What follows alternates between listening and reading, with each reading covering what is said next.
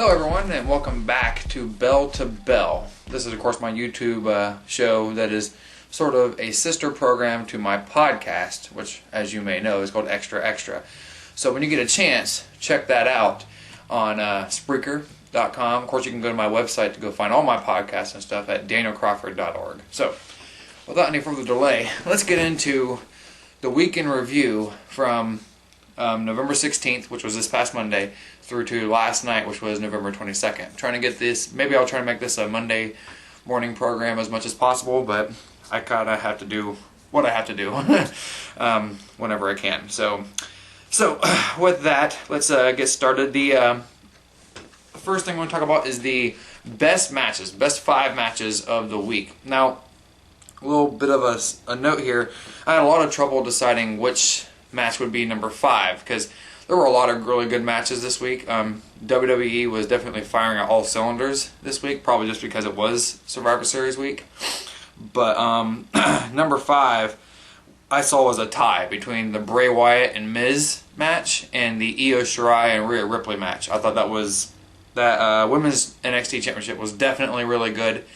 It was definitely worth being in the top 5, but the Bray Wyatt and Miz match was also definitely worth being in the top 5, so that's why those were tied for me.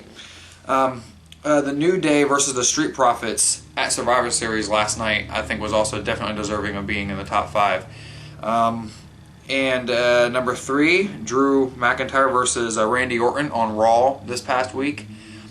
So Miz and Bray Wyatt and then Drew and Orton from Raw definitely were in the top 5, like they were worthy of it. And another match that I feel bad for not being able to make it to the top 5 was the Seth Rollins versus Murphy match on SmackDown.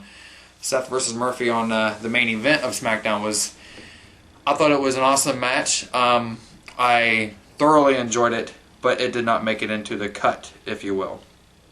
But making it into the cut from SmackDown was the Jey Uso versus Daniel Bryan match, which was awesome. I guess Seth versus Murphy wasn't the main event. That's right. It was Jey Uso versus Daniel Bryan, and that match was another really, really good match. So SmackDown had really great matches as well. At least 2 that really stood out. And the number 1 match of the week, in my opinion, was Drew McIntyre versus Roman Reigns. A lot of story in there. And I had a lot of trouble initially deciding whether I wanted to put Drew versus Orton or Drew versus Roman in the match. But when you add in, like, both of them had a lot of story in it. But when you add in like the overarching story of Raw versus SmackDown, the whole Survivor Series storyline, that's why I think that's ultimately what pushed the Roman versus Drew story match into number 1, because you also had Jey Uso and Roman in that equation as well. All those stories were being told in one. So moving on, we have number 2 on my list here.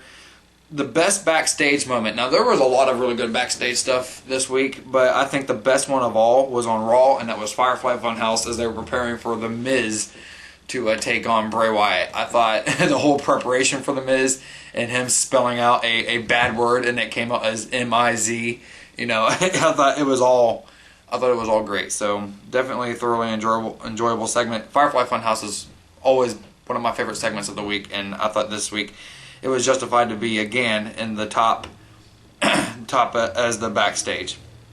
Best show of the week, as you'll soon see as I keep going through this, was Raw. Surprisingly, Raw even edged out Survivor Series, and the only reason is, I think there's a couple of things that contributed to me rating Raw better even than Survivor Series, and you'll see why it came out as the best.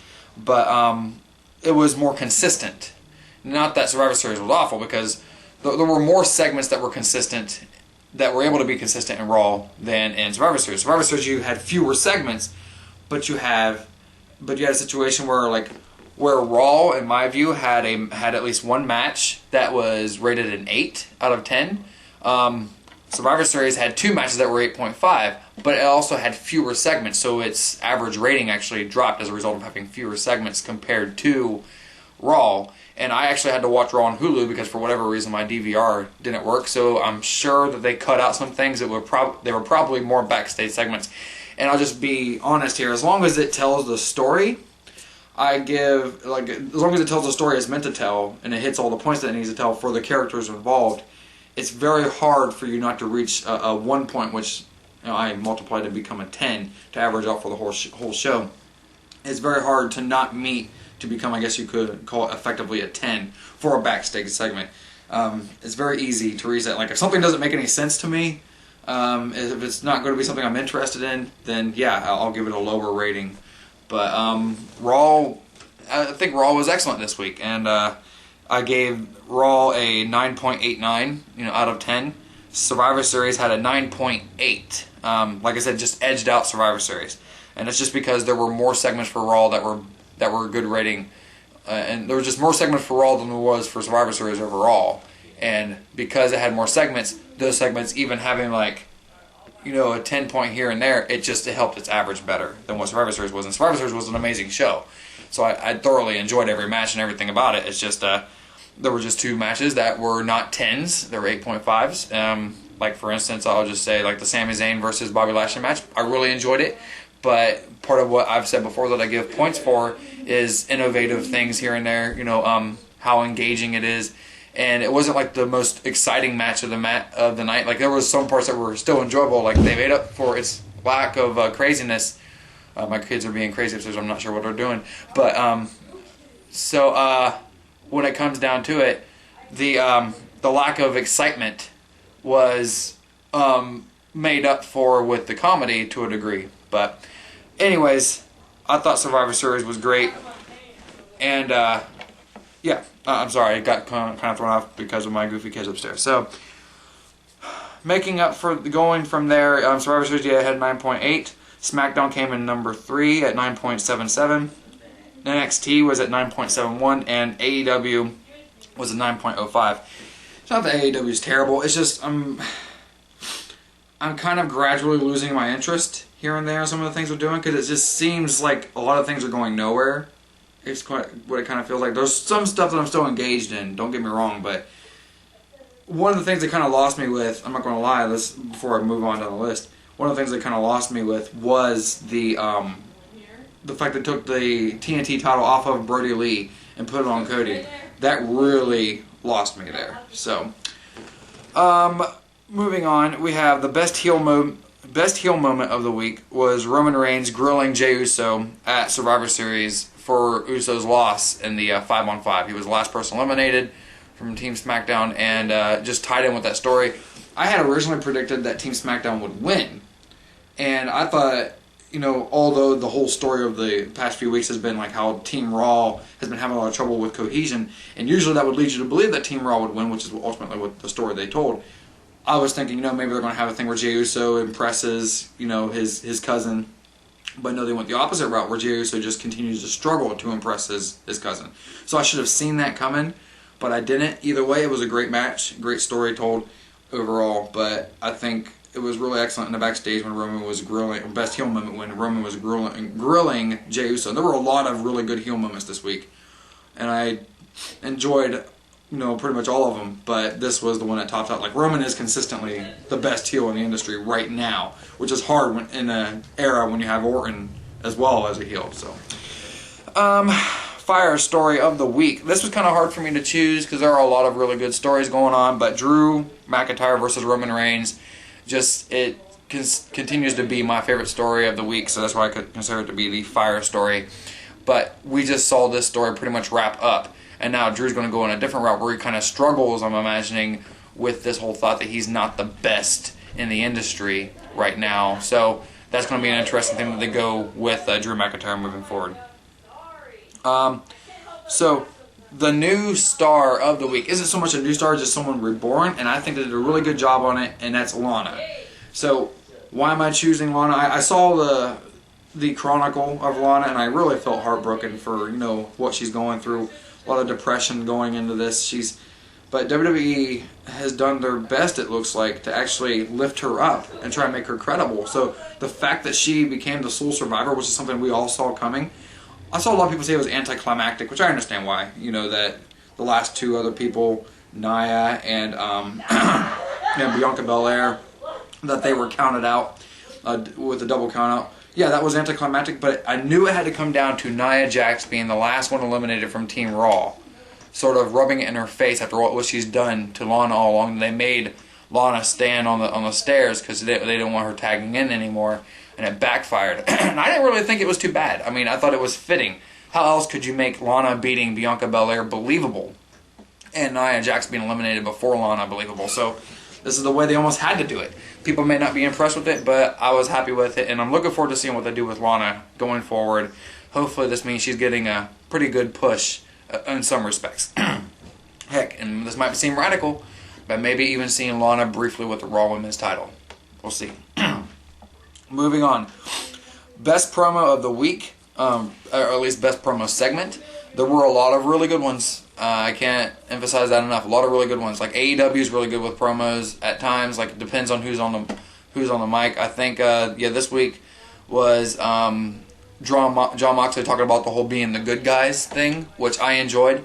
But the best promo segment of the week, the one that really got you engaged and immersed in the story, was the contract signing of Roman and Drew. Drew seems to be really good at these contract signing segments. So this whole thing where he's like going right at it and saying like, "Look, I'm going to make you believe me as the top champion of the company," and then Roman just being the head of the table type thing. He insisted on being at the head of the table with the contract signing like that. Everything about that was amazing, and that's why it's the best promo segment of the week as they're going back and forth with each other. That whole segment is just amazing. So, like chef's kiss type moment. Also, why it's the fire story of the week. Best commentary moment. I juggled with a little bit. I'm going to try and do better, as I mentioned in the past, of keeping note of the commentary moments throughout the week, at least the ones that stand out for me. But the best commentary moment actually came from AEW, and that was there was a brief time where I kind of was considering Corey Graves' comment during Survivor Series when Peyton Royce did something. He said, "I call that a perfect 10." Like it was a reference to the fact that Shawn Spears, who calls himself the perfect 10, especially when he was in WWE as Ty Dillinger, Shawn Spears is married to Peyton Royce, but Corey Graves made that comment, and it killed me because I knew exactly it was a reference to Shawn Spears. I know a lot of you out there who are loyal wrestling fans probably got that too, but it was great. But my favorite commentary moment of the week, the best one I ranked it, was Eddie Kingston on commentary in AEW during the Pac versus Blade match. And there was one time Blade did something, or there was like some cheating involved, and then I think it was Shivani tried to say something to him, and Eddie Kingston was like, he said, "You didn't see nothing? What are you talking about?" Like, "You didn't see nothing? What are you talking about?" That killed me. That's so Eddie Kingston's character, and I really enjoy him. I know he's not likely to ever go to WWE, but I would love to see him in some kind of similar role in WWE where he's like a manager type. Like that would be great. So moving on from there, the last thing I'll talk about here, because I've already promoted my webcast, my website and podcast. Remember DanielCrawford.org and the podcast Extra Extra. That's the wrestling podcast. This week in wrestling history, on November 24th, we saw Starrcade born. There weren't like a whole lot of things that looked like that happened on November 24th, or at least this week. I mean, other than obviously Undertaker's debut in 1990 on November 22nd. But this coming up week, this is what I always like to talk about as the upcoming week. But yeah, this week in wrestling history, Starrcade was born. So great pay-per-view. That became like a WCW staple, kind of like their version of WrestleMania. It was really good, and I'm glad that WWE has like sort of brought it back. But I would love to see them make that one of their main pay-per-views. Although McMahon's probably not likely to do that because that wasn't his invention, I would still love to see it. That would be great. So with that, I appreciate you watching, and we'll see you next week as we review the next week in action. I'm going to try, as I mentioned on my podcast, to try and make little snap reviews, like 2 to 5 minute reviews after each show that I watch. I had slowed down on my podcast making because I didn't want to take up too much room, but I'm probably eventually just going to have to bite the bullet and just upgrade my service on there so I can have more stuff because I just love doing podcasts. So thank you for watching, and we will catch you next time.